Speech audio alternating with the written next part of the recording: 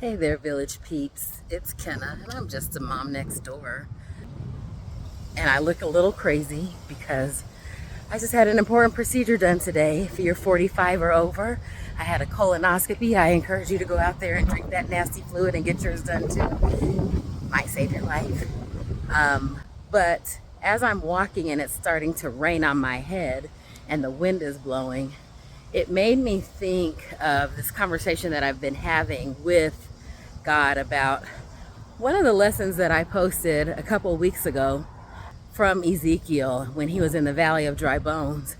And there's a small passage, just the first two verses, that comes from that scripture.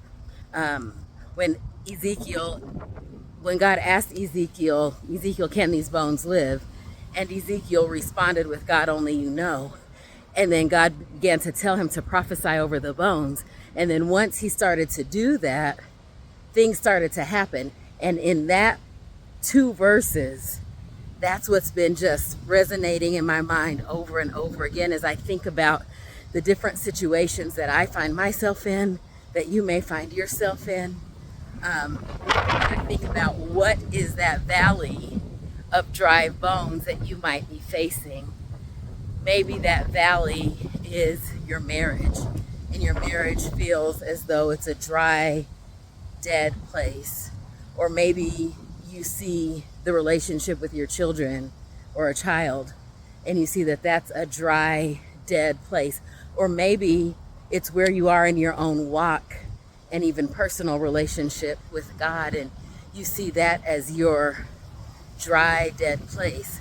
And in those first two verses of the passage, God is describing to him that the bones will live. And what we see happening is that the bones begin to rattle and come together and attach themselves to other bone by forming tendons together. It's literally raining on me right now. And then once the tendons are there, then skin begins to cover those bones. And once the skin is there, then God is able to breathe life into those bones so that they live again. But the reason that spoke to me so much is because I like order and I like things to make sense. And I know they don't always have to. I'm gonna have to re-record this video, I see, but I'm gonna get it here anyway. But they may not always make sense the way I like them to, but this one did. Because what it showed me was that in order for life to come out of those dead and dry places, first we have to make that connection. And that connection, like the bones came together with the tendons and that attached them, that connection has to be strong between you and whatever that dead piece is. If it's in your marriage, to your spouse. If it's with your children, to your child. If it's where you are in your place of life, to God. That connection has to be there first. And then the skin that covered it represents the covering, to me, is how God showed it to me. In order for us to be in that place of covering and protection, we have to be connected first. If I'm looking for that place to live again in my marriage, or to live again in my relationship with my kids, or to live again in my walk with God, we've got to have that connection so that covering can be there and exist.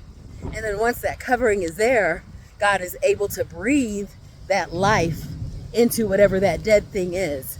So if you're listening today and you look across that valley of dry bones and wonder how it can live again, look for those places where you can connect first. Where are you building those connections?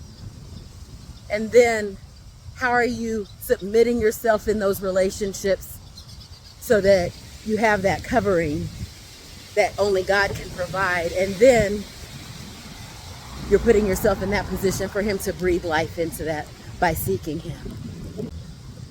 But how do we connect? I know that's the question, right? Well, you got to think about what that looks like for you in your situation. Maybe it's going on a walk together. Maybe it's putting yourself in a position to ask questions that you've been afraid to ask because You've been afraid of the answers that you might get.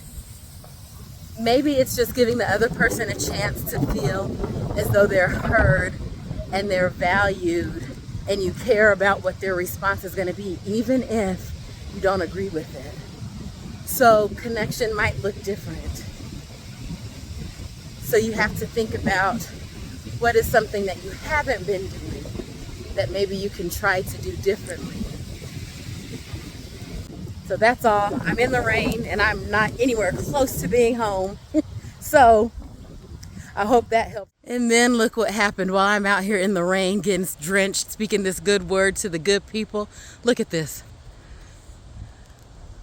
Would you look at that reminder of God's promise? Love you all out there. Mwah.